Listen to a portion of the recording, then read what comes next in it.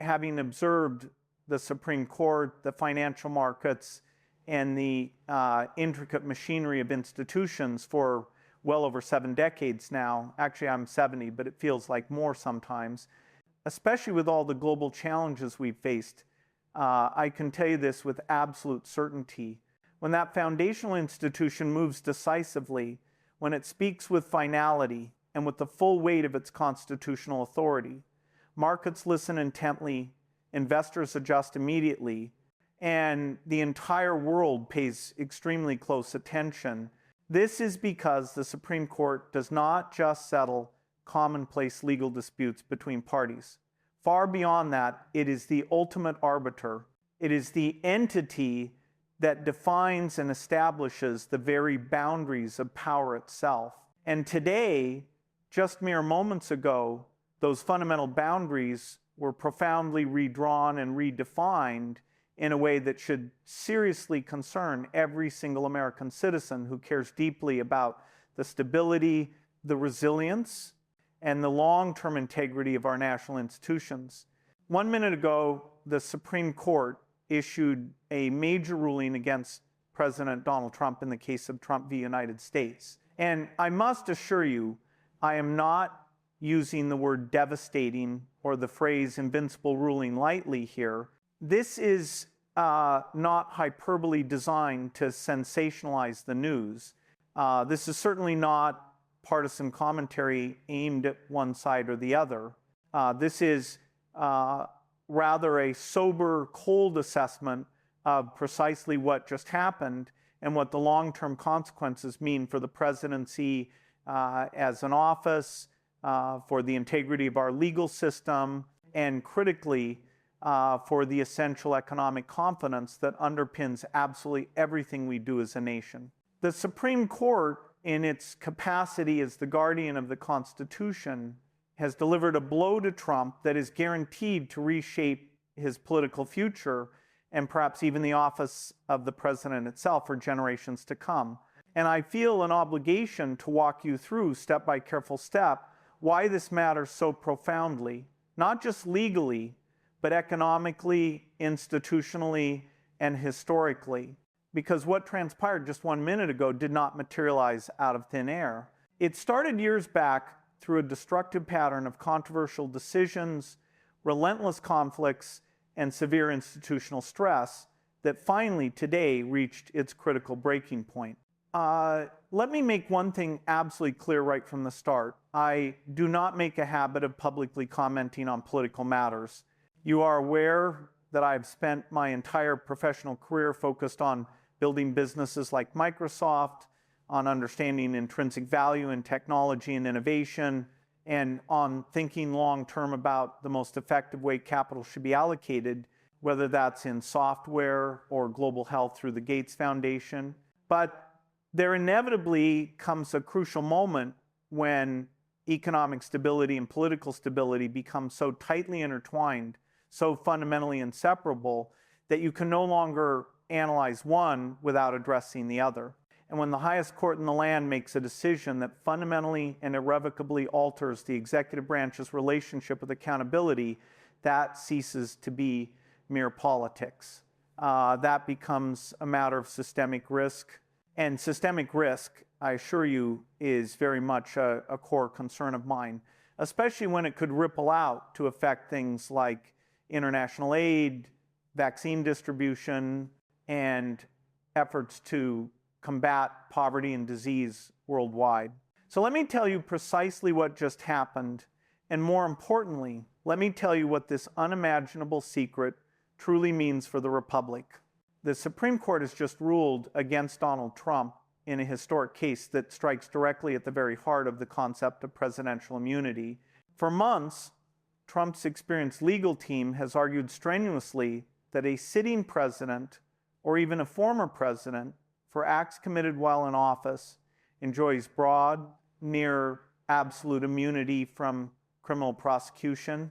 The core argument was deceptively simple. Without such comprehensive protection, they claimed the presidency becomes dangerously vulnerable to political persecution and politically motivated harassment. Every critical decision every complex action could theoretically be second-guessed and challenged by prosecutors with undeniable partisan motivations.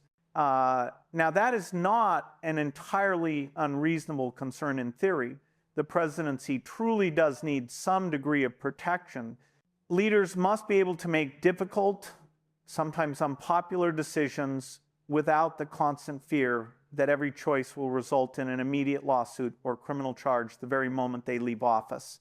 That is precisely why presidential immunity exists in certain specific contexts, particularly for official acts performed strictly within the scope of constitutional authority. But here is the critical point where that argument completely breaks down. And this is the central, undeniable truth the Supreme Court has just forcefully confirmed in a 6-3 decision. Immunity is not absolute. It is not a limitless, impenetrable blanket shield that covers absolutely everything a president does simply because he happens to hold the office. There are boundaries. There have always been immutable, non-negotiable boundaries established within our constitutional framework. And today, the highest judicial authority in the nation made those boundaries crystal clear and absolutely undeniable. The ruling states unequivocally, and I must again emphasize, I am carefully paraphrasing technical legal language to communicate the core principle that a president does not enjoy immunity from criminal prosecution for actions that fall explicitly outside the scope of official duties or for conduct that involves clear, premeditated violations of established law. Chief Justice Roberts wrote in a majority opinion that under our constitutional structure of separated powers, the nature of presidential power entitles a former president to absolute immunity for core constitutional powers, but only presumptive immunity for other official acts and no immunity for unofficial acts. In plain language, the meaning is starkly simple.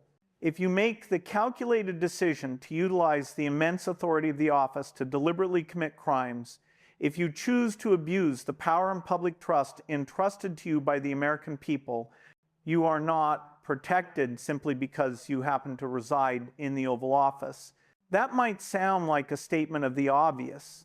It truly should sound profoundly obvious, as it is the bedrock of democratic governance. But the extraordinary fact that this pivotal case had to reach the Supreme Court, the fact that it demanded a definitive binding ruling from the nation's highest judicial body to settle this question, tells you something deeply troubling about the state of our institutions.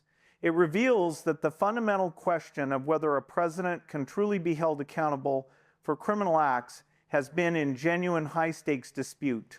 And that dispute, that prolonged period of dangerous ambiguity, has recklessly created a pervasive sense of uncertainty at the very highest levels of government and within the global markets that rely upon consistency. Uncertainty, as I have taught for decades in the context of business and investment, is the ultimate enemy of stability.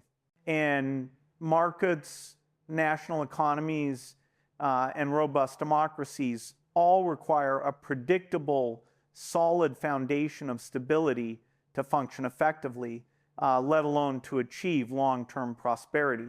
The dissenting opinions were strong. Justice Sotomayor warned that the ruling places presidents above the law, potentially allowing them to commit grave abuses without fear, like ordering assassinations or staging coups, as long as they frame them as official acts. That's a chilling thought, and it underscores why this ruling, while granting some immunity, ultimately denies the blanket protection Trump sought, allowing lower courts to proceed on unofficial acts. Now, the immediate legal implications of this Supreme Court ruling are nothing short of monumental. This decision decisively clears the procedural way for multiple critical ongoing prosecutions to proceed without the continuous systematic procedural delays that the defense team has been strategically deploying to stall the judicial process, though it does remand the case back to lower courts to sort out what is official versus unofficial,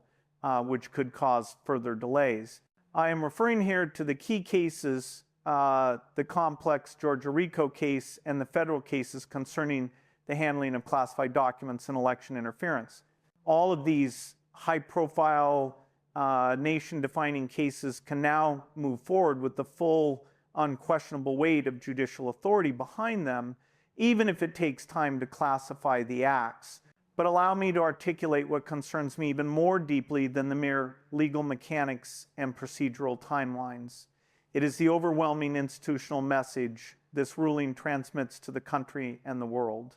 The Supreme Court, comprised of justices appointed by presidents from both political parties, has effectively declared a binding constitutional truth. No one is above the law. This means not even the sitting president, not even a former president. The highly esteemed office, the most powerful in the world, does not grant you immunity from accountability for criminal conduct. That is a genuinely profound, history-altering statement, and it is a mandate that will echo and define every presidency from this moment forward. I have spent my entire adult life studying how massive, complex institutions, whether corporations or governments, maintain integrity. In the corporate world, we call it governance. A well-governed company operates with checks and balances. The board oversees management. Independent auditors verify financial statements with meticulous care. Shareholders possess defined rights. And when an individual in a position of great power, whether a CEO or a director, violates established rules and norms, consequences must be swift and certain. Those consequences exist not because we enjoy punishing people, but because absent swift and certain consequences, the entire system collapses, trust evaporates, capital flees seeking safety, and the institution, corporate or governmental, ultimately dies. The same principle applies with even greater force to government because the stakes are astronomically higher. A failed company primarily hurts shareholders and employees. A failed democracy hurts everyone. It threatens stability of the entire social and global order. What the Supreme Court just accomplished is to reinforce the foundational principle that presidential power, like every form of power in our system, is constrained, checked, and accountable to law. This mechanism is not a bug, it is the feature. The founders understood concentrated, unchecked power is inherently dangerous. They built a system to prevent any one person from becoming immune to law. And today that system held firm, despite divided opinion and the debate it will spark across the legal community. Now, we must remain realistic about the political and legal landscape. Trump's skilled legal team will undoubtedly utilize every available venue to appeal. They will file motion after motion and continue to fight the ruling in every available legal venue. That is their job, and in an adversarial legal system, that is how the process works. But we must grasp the gravity. The Supreme Court's ruling is final on this singular constitutional question of immunity. There is no higher court. There is no further legal appeal. The door Trump's lawyers were trying to keep closed, the door to potential criminal prosecution, is now wide open. And crucially, it is not closing. Let me walk you through what happens next, because the timeline matters for the nation and the markets. With the defense of absolute immunity no longer a viable strategy, prosecutors in multiple jurisdictions can proceed. In Georgia, this definitive ruling means the critical RICO case moves forward.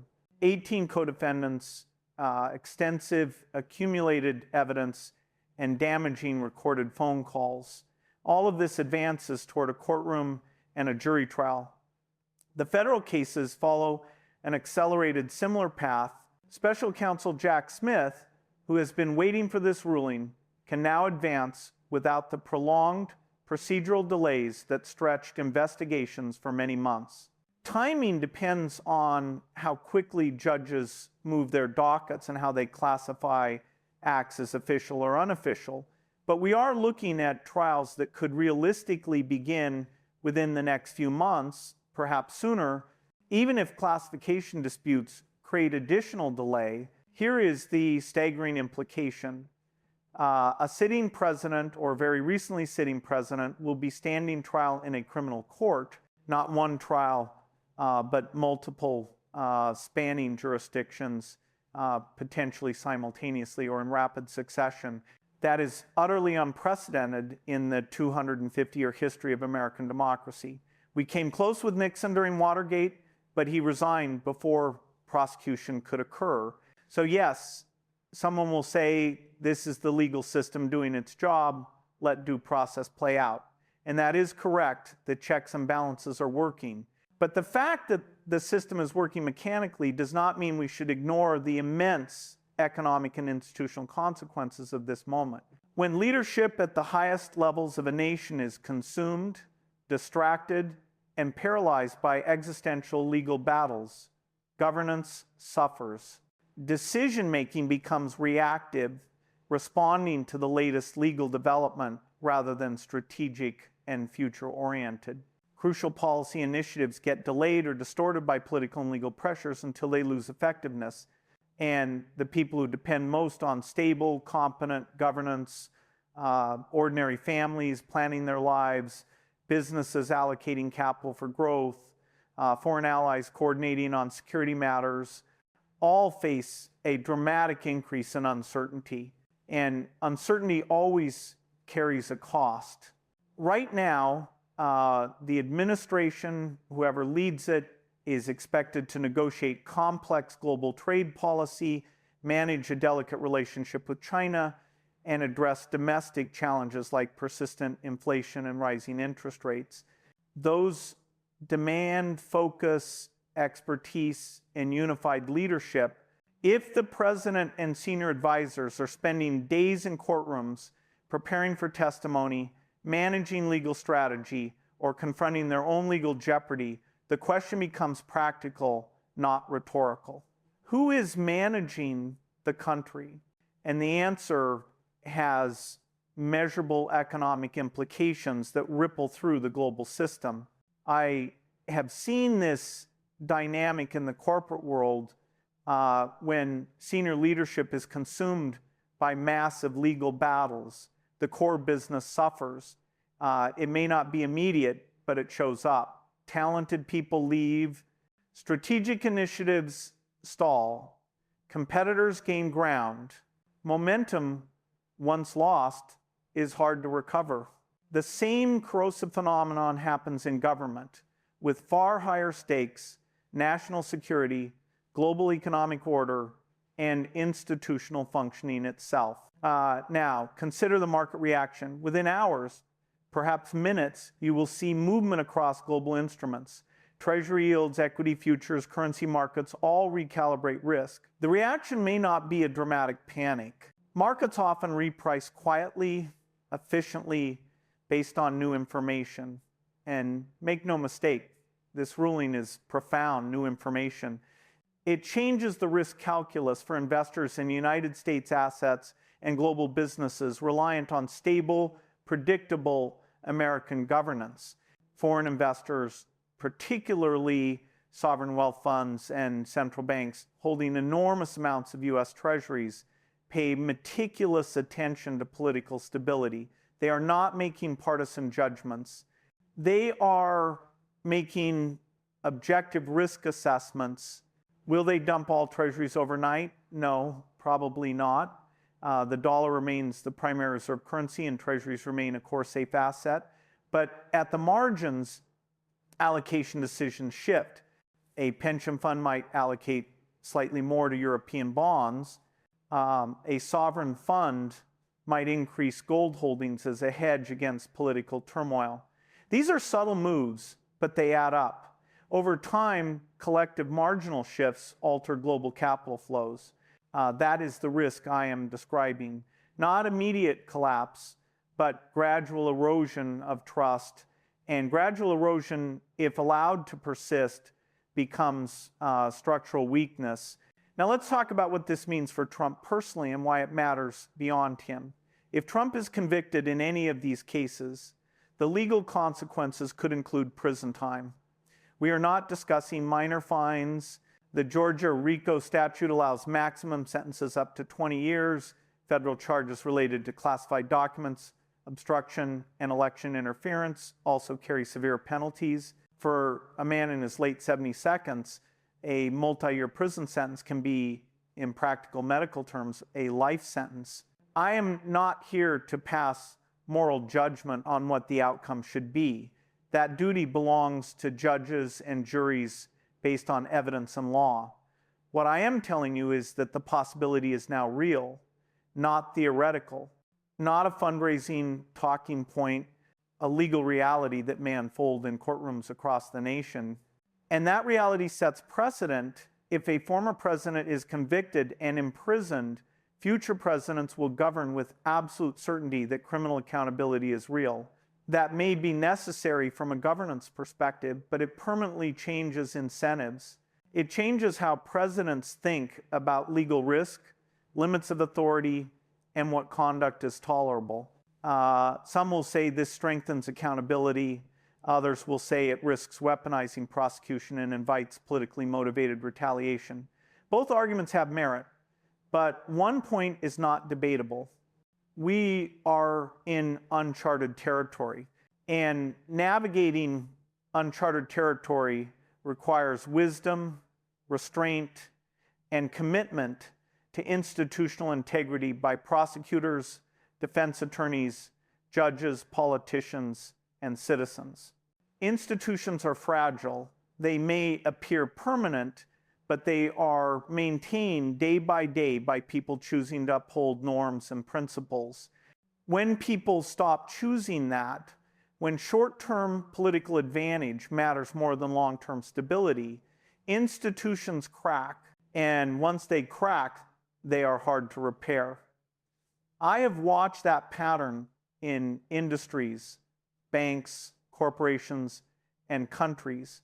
Trust can take decades to build and can evaporate quickly. That is why today's ruling matters.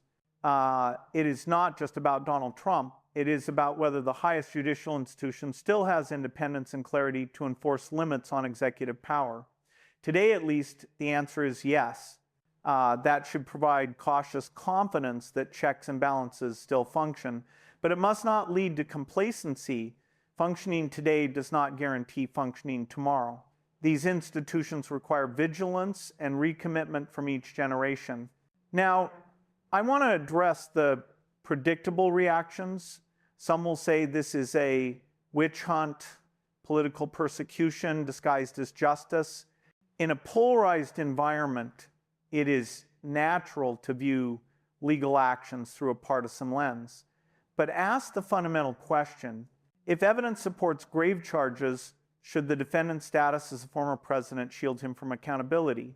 Should popularity grant immunity where law does not? I do not believe so, and the Supreme Court does not believe so either. Others will say, finally justice, finally consequences. I understand that emotion too, but I would caution against treating this as a partisan victory. This is about the integrity of the legal system. The moment prosecutions become tools of political warfare, the Republic loses something essential. So my hope is that everyone approaches this with seriousness. This is not entertainment. This is the rule of law under maximum stress. Here is what I will be watching.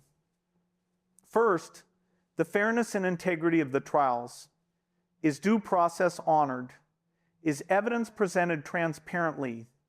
Does the defense have full opportunity to mount a vigorous case if the process is perceived as biased or rushed or politically pressured? Legitimacy erodes, regardless of outcome. Second, economic indicators. Do we see sustained volatility? Do foreign investors adjust positions? Does business confidence soften? These measurable signals will show whether uncertainty is creating long-run drag. Third, political response. Do officials respect the judiciary or undermine it for gain? Do they reinforce institutional norms or exploit tension? And finally, the citizens. The health of democracy depends not on one court or one leader, but on the character and judgment of the people. If we can approach this moment with commitment to fairness and truth, Even when outcomes displease us, we emerge stronger. If we descend into tribalism, no ruling will save us. I've always believed America's greatest strength is not wealth or military power, but institutions, a system based on law, not whim, where power is divided, checked, and accountable. For nearly 2.5 centuries, it has endured. Today's ruling is a reminder it still works, strained, tested, but functioning. And I am 70 years old. I have lived through global wars, depressions, upheavals, social transformations. I have seen moments that felt like the end of everything we knew, and I have watched the country find its way through. This is one of those moments. It is uncertain and unprecedented, but uncertainty is also an opportunity to recommit to core values, strengthen institutions, and demonstrate that rule of law is not academic, but real and applies to everyone. So here is my counsel. Pay attention, stay informed from multiple reliable sources, think critically, do not let partisanship distort the facts and the law. Remember, silence is a choice, and sometimes the most expensive choice of all. The Supreme Court has spoken. Now responsibility shifts to citizens. History is watching, and history does not care about parties or personalities. It cares whether this generation had the wisdom and courage to preserve and strengthen the republic when it mattered most. And I want to connect this to something I have seen directly through global health and development. When institutional instability leads to major funding cuts and chaos, the damage does not stay inside borders. In my work, I warn that cuts to U.S. aid can be devastating and preventable, and that they can contribute to rising child mortality, something I described as a gigantic mistake because it could cause the first rise in childhood deaths this century. I have met with Trump before, and frankly, I was impressed by his interest in global health during a long dinner. But decisions like slashing foreign aid funding can lead to millions of deaths if not reinstated. And I warned about the global impact when powerful figures push such cuts. The United States shares blame if political turmoil distracts from priorities like aid, vaccine distribution, and fighting poverty and disease. And it is not just health. Think about climate change, where I have argued strongly that dismissing urgency is a gigantic misreading. Governance distracted by legal warfare cannot effectively address inflation, interest rates, trade tensions, or the long-run innovation agenda, including AI and clean energy, areas where I have invested heavily through Breakthrough Energy. I have said before that policy, whiplash, repealing and then reinstating major measures creates inefficiency. The foundation can help, but it cannot replace stable, competent institutions. This ruling is a reminder that accountability is not abstract.